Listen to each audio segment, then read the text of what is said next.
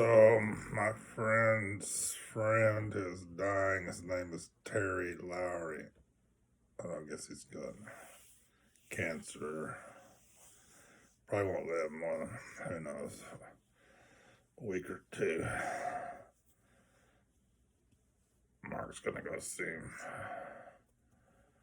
tomorrow.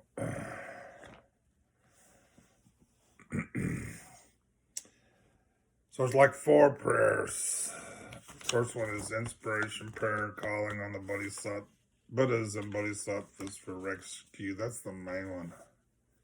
It says this should be done 3 times with deep devotion by oneself and all others. Then the liberation through hearing, deliverance from the dangerous pathway of the bardo, and the bardo prayer which protects from fear should be read. So you do this in 3 times, and you do the others once, and that's a round, but you can go around again. Or you could just do this in one, do the whole in one, whatever you want to do.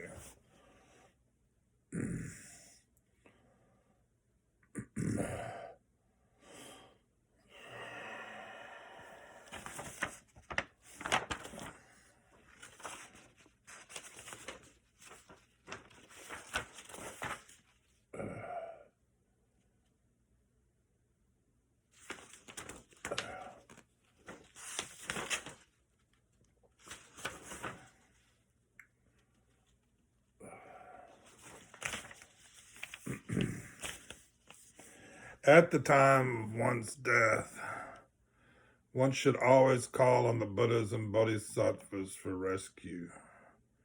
One should make material and mental offerings to the 3 jewels, and holding fragrant incense in one's hand, say these words with intense power of concentration. O Buddhas and Bodhisattvas, dwelling in the 10 directions, compassionate, all-knowing, with the 5 kinds of eyes, loving protectors of all sentient beings, come to this place by the power of compassion and accept these material and mental offerings. O compassionate ones, you possess understanding, wisdom, loving compassion, effective action, and protecting power beyond the reach of thought. O compassionate ones, this person, Terry Lowry, is going from this world to the other shore. He is leaving this world. He is dying without choice. He has no friends. He is suffering greatly. He has no refuge. He has no protector. He has no allies. The light of this life is set. He is going to another world. He is entering dense darkness. He is falling down a deep precipice. He is entering a thick forest. He is pursued by the power of karma. He is entering a great wilderness. He is swept away by a great ocean. He is driven on by the wind of karma. He is going where there is no solid ground. He is embarking on a great battle. He is seized by the great evil spirit. He is terrified by the messengers of the Lord of Death. He is entering existence after existence because of his karma. He is helpless. The time has come when he must go on alone without a friend. O compassionate ones, be a refuge to him, Terry Lowry, who has no refuge. Protect him, defend him, keep him from the great darkness of the bardo. Turn him aside from the great hurricane of karma. Protect him from the great fear of the Lord of Death. Deliver him from the long and dangerous pathway of the bardo. O compassionate ones, do not let your compassion be small. Rescue him. Do not let him go to the 3 lower realms. Do not forget your former vows, but quickly send out the power of your compassion. O Buddhas and Bodhisattvas, do not let your compassion and skillful means for him, Terry Lowry, be small.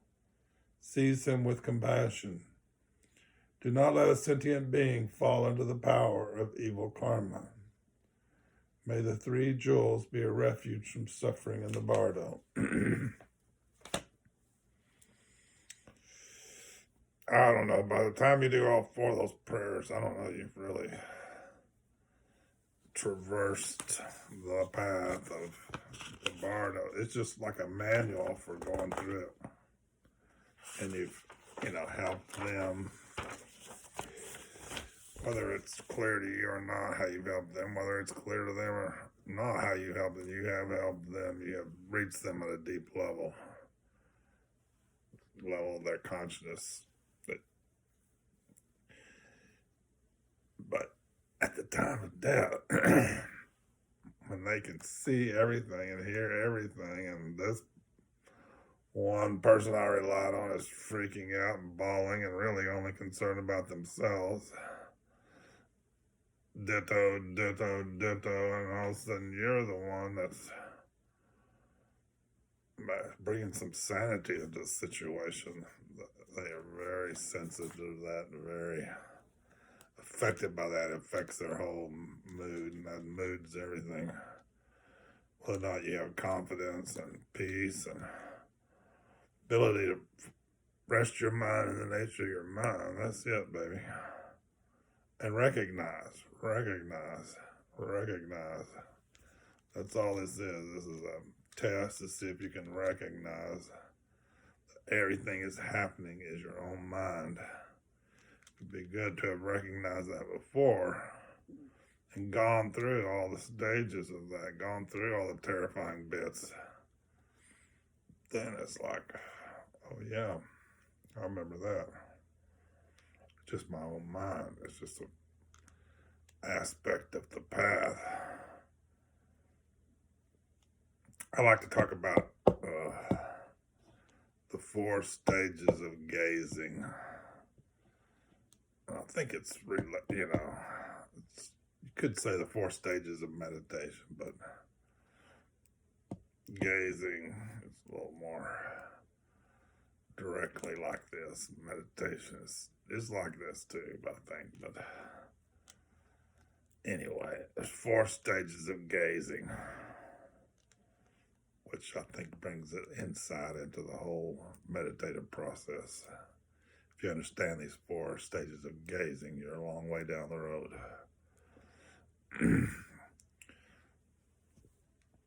The first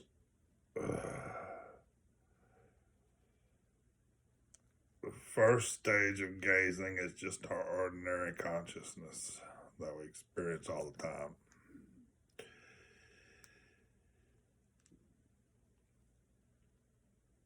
Gazing here might be like you and your great friend are sitting facing each other, 2 or 3 feet from each other. You're more or less in meditative posture, decent posture, relaxed, and you just gaze at one another.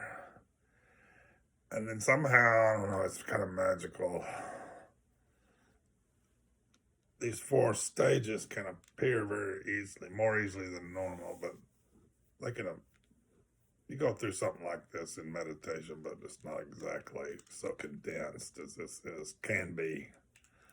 That, doesn't mean anything that has to happen, but it's just very easy to go through these 4 stages in gazing if you do very much gazing with another person, or just learn gazing and then it's just happening. But particularly with another person, particularly with your lover, particularly with your great spiritual friend, or even with your guru, even if he doesn't agree that you're gazing if you think you're gazing with him when he's giving a talk or whatever. All those ways and many more.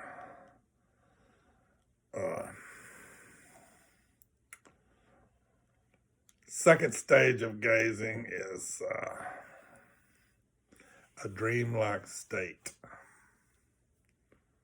People take drugs a lot to get that kind of dreamlike state, but it happens in meditation too. The blessed states, they call them, are when you're gazing with another person. It's very easy to go into see a vision of them. Well, who knows where they come from? Let's presume it must be from past lives. I don't know where else it comes from, but you So a vision of their faces one way, how they were in that past life, and just go on and on. Who knows exactly what it is, but you just go, and they're blissful, or whatever, peaceful. It's like Alice in Wonderland. It's like taking psychedelics. It's like, we like bliss, we like, the whole thing's a dream,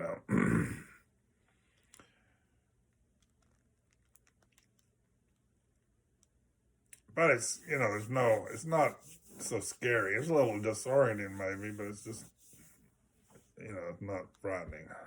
Blissful, peaceful, dreamlike, fun. People come do this for fun.